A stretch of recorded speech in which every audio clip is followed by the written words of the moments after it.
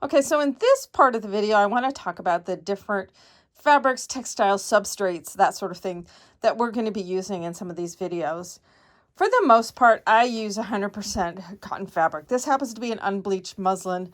I also use just 100% white or colors of different kinds of fabric. It's just your basic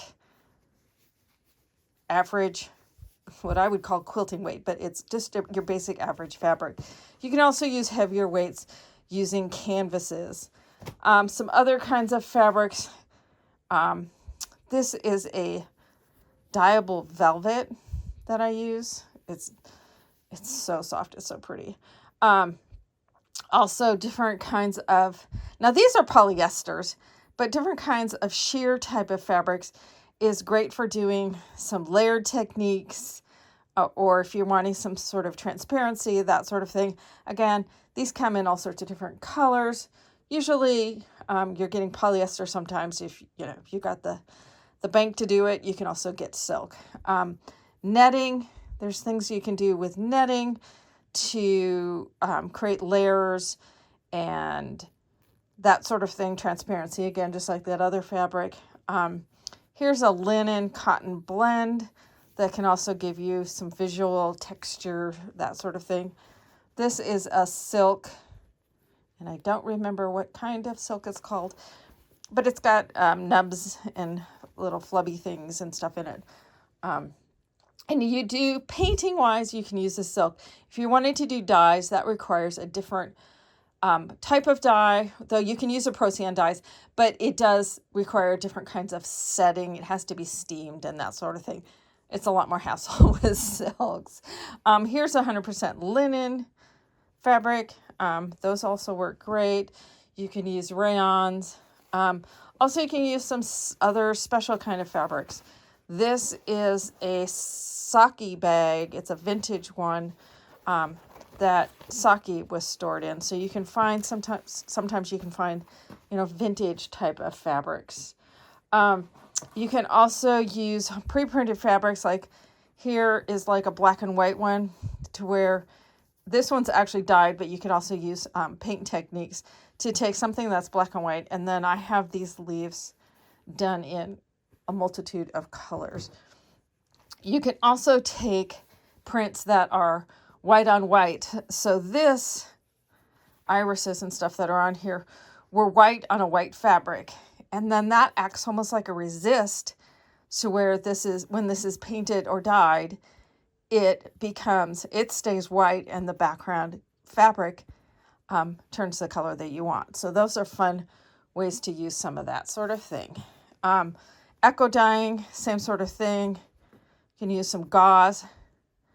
Here's that velvet done with some echo dyeing with tea, and some of the linen-like fabric also done with tea. So, as I said, we'll touch on echo dyeing, but there is a ton of echo dyeing videos available.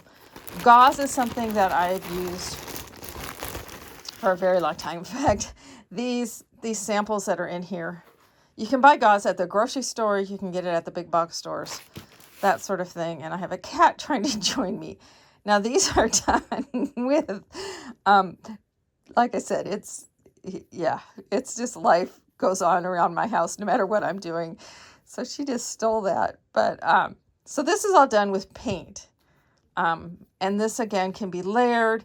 It can be scrunched, all sorts of things. Can I have that back, miss? No, thanks. Children and pets. Some other things that we can do is you can get white floss, because we're going to be painting and dyeing that. Also get cotton yarns and other kinds of fibers that we can also paint and dye. My ever-present hockey stick tape, because we can do some painting and drawing on these to use these as we've used our hockey stick tape or other canvas tapes if you don't have the hockey stick tape. And then we also look into things like luchador is a Pellon-ish like material. It's been around for a very long time. There's all sorts of things that you can do with luchador, and we'll go over that. I think I have from a million years ago. I know there's a video. I did butterflies out of that. Tea bag paper. I've been using this a lot, but you can also use tea bags. And then some fusibles. There's been some fun things playing with different kinds of fusibles. Steam-a-seam. I meant to grab another one. There's one that's called Misty. Fast to fuse. Easy steam. So fun. There's some really fun stuff that we can do with these fusibles, and we'll talk more about those as we get into that. But anyway, that's just kind of an overview of some of the fabrics and other materials that fabrics, textiles, fibers, that sort of thing, of the different things that we can play with during the course of these videos that I'm putting together. So I hope you're going to be able to join me.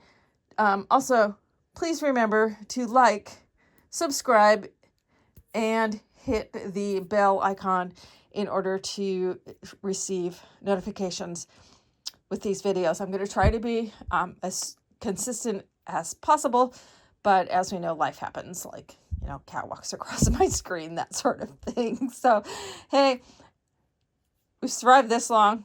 We can keep on doing it. So anyway, thanks a bunch.